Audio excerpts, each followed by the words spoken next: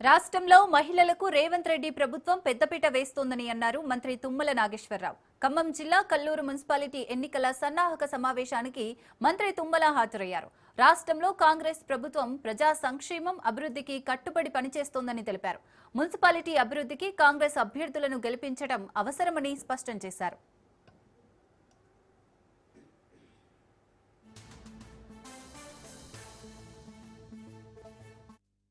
అభివృద్ధి గురించి మీరు పెద్దగా ఇబ్బంది పడాల్సిన పని లేదు, కానీ ఎమ్మెల్యే గారి గౌరవం ఉండాలి.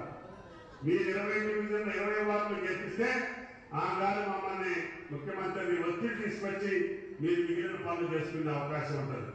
గ్రామాల వారీగా సామూహికంగా చేసే పనులన్నీ పూర్తయిపోయినాయి. వ్యక్తిగతంగా పేదలు ఉంటారు, మధ్యతరగతి ఉంటారు, రైతులు ఉంటారు, మహిళలు ఉంటారు. వాళ్ళు చేసే పనులే మిగిలిపోతాయి.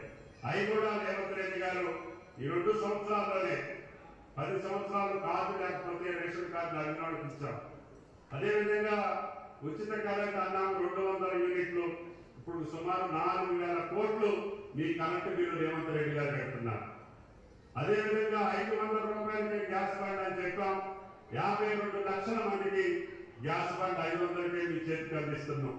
అదేవిధంగా ఎమ్మెల్యే గారు చెప్పినట్టుగా కోగిరెడ్డి గారికి ఇప్పుడే 3,500 ఇచ్చారు.